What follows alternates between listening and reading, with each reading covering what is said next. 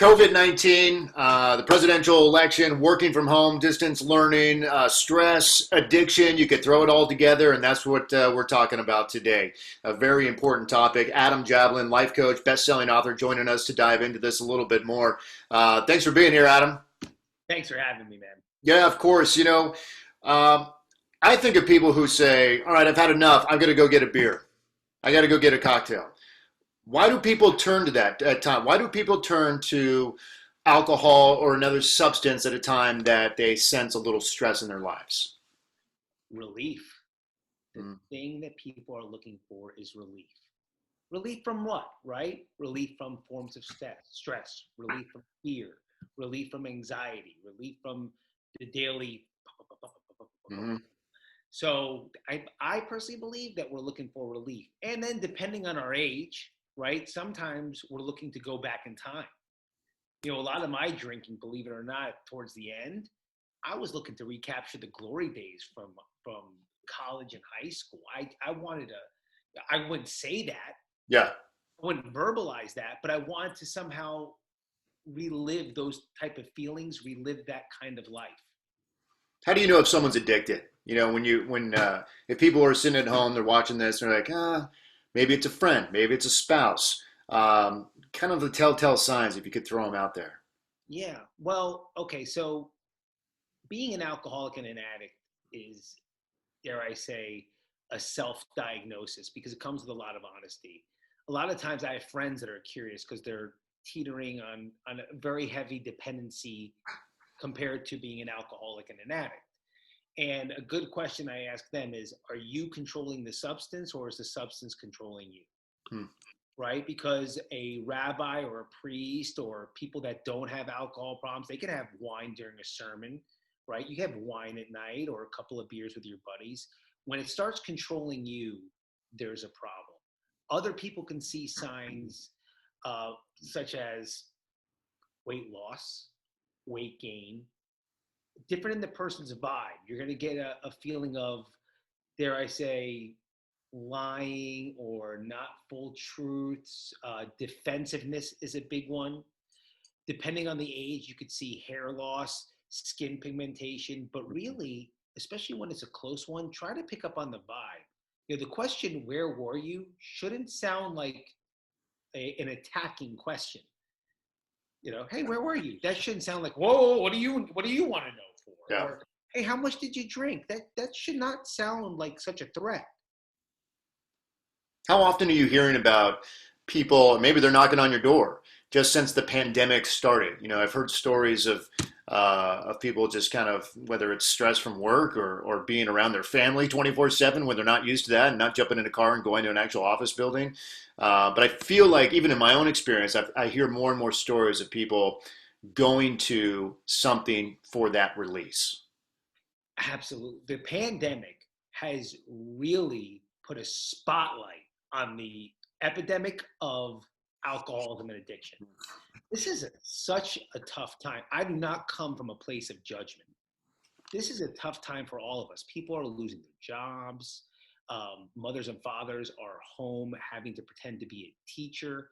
We're locked inside. Even the act of, when you go out, remembering, did you bring your mask?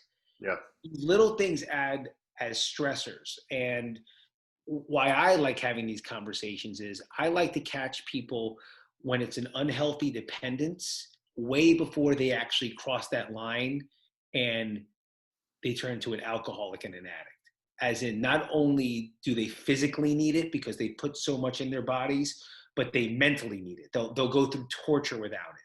And So when you cross that line, that's when it impacts family. It impacts work. If you're lucky enough to still have a job, maybe it's affecting your work performance. You then lose the job. Is that crossing the line when things like that start to happen? absolutely. We call it the family disease. Now, sometimes those things can be precautions or warnings. Sometimes I don't want to make it a black and white rule. Sometimes a little mishap on the job or a little spat with your spouse, Mhm. sometimes that's a warning shot across the bow. But how many of those did we have? How big are they? This is clear to see. The problem is we're all in such denial. I got it. I got it. I'll start tomorrow. It's Fine. not big of a Right. deal. But if you really took the evidence and put it on the table, you and I would be able to see, no, that's a problem. Yeah. That's a problem. So that's why I say it's the individual that has to become honest. And I think a lot of people, and maybe you can touch on this, but who don't want to cross that line and come to admit this, that they have an individual problem with some sort of addiction, that if they close that door in their life, which would no doubt be a healthy decision, that it's not going to open up other doors in their life because that's the door that they've known to. And that maybe that's a reason that there's fear of putting an end to it because they don't, well, what else am I going to do? I mean, that's all I've known for my whole life. And that they're all, Absolutely. you know, do you get a sense that there is that fear that exists? Not with my clients, and by the way, with myself.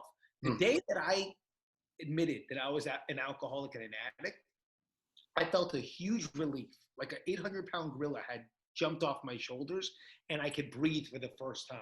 Hmm. And then within a nanosecond, the thought came to my brain: how am I going to watch the Jets game with my dad? Yeah. How am I going to see the boys? How am Mhm. I going to go back to Arizona and see my friends at Arizona State? And what happens at my daughter's wedding when I Right. want to have a glass of champagne? The And toast. yeah, the toast. And you know what a counselor said to me? He looked at me like I was crazy. He said, "How old's your daughter?" When I asked that question, I said, "She's 6 months old." He goes, "Only an alcoholic would worry," because that's what we're talking about. We're worried about things that are really not important, Hmm. right? Reminiscing with the boys. Yeah. How am I going to watch the Jets game? How am I going to have a glass of champagne at my daughter's wedding 30 years from now? Why am I thinking about these things? You're right. What? Exactly. Right. So So what's did you important? have to separate yourself from that at the beginning? Well, for me, I did. You Yeah. know, that my experience was I had to go to rehab. Now, rehab and treatment centers and working with doctors and psychotherapists, that is for discovery. You're going to discover who you are, what you are, the causes and conditions of what made you want to drink or use a drug of your choice. You're going to discover this, and you're going to discover about the disease. Recovery happens after. So you don't go to rehab and come out all better. Recovery's on you. That's on, Recovery is on you. that's on you. So, family and friends, what can we do? Or if someone wants to, if they're by themselves and they want to cross that line and get healthy, is it the best thing to go to a center? What would you suggest to people out there? Well, right now there's a whole bunch of 1-800 numbers that you can call if you want to just talk to somebody. For mental health, mental wellness. If you're curious, if you've crossed the line, and the reason I say that is you're private. You're not talking to a loved one. Yeah. But if you're the one that's judging or concerned about yourself, I'm a big believer in taking a real inventory. Start just writing down how often, how much you're thinking of it, how much you're thinking of it, and look at it. Hmm. And, especially if you have children, Hmm. try to catch this now. Hmm. Not everybody that you and I talk to is an alcoholic and an addict. Hmm. Sometimes, I use the word a lot because sometimes we create unhealthy dependencies. But let me give you an example of why I say that. I'm the kind of guy that if I take vitamin C 7 days in a row, Yeah. I won't leave the house on the 8th day unless I take the vitamin C. Hmm. People have those kind of minds. Mhm. You ever hear of an athlete that has to wear the same job? Same thing. Jordan had to. Right, it's an obsession of the mind. That doesn't necessarily mean that you're an alcoholic and an addict yet. Hmm. And there's some space in there that if you're honest and you're willing and you're open, you can catch this before it destroys you.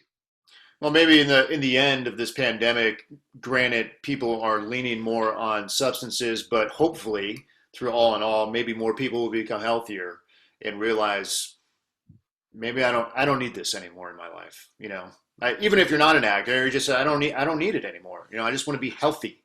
You know, I'm so telling maybe there's a silver line at the end of the tunnel here. I believe that you and I seem to be similar ages, and the one thing that I've seen my time on the planet is every time we go through something like this, we evolve. Yeah. It's so I believe that this pandemic, as awful as it is, and I I definitely send my condolences and my heart out to anyone that's lost somebody, but something good will come out of it. And maybe it's that. Yeah. Maybe it's mental health, mental wellness, staying in shape. Like you and I were discussing before, like, I have a 10-year-old boy. You have Hmm. look at the background, Right. right? And maybe we'll appreciate little things like the next time I get to talk to you and you're in the station, Yeah. Exactly. little things. The book, Lotsaholic, that's the title of it. And you're doing a great job helping people out there, Adam. Again, congratulations on your own sobriety and your success there. Appreciate your time. Stay safe and have a good week. You too, brother. Thanks for All right. having me.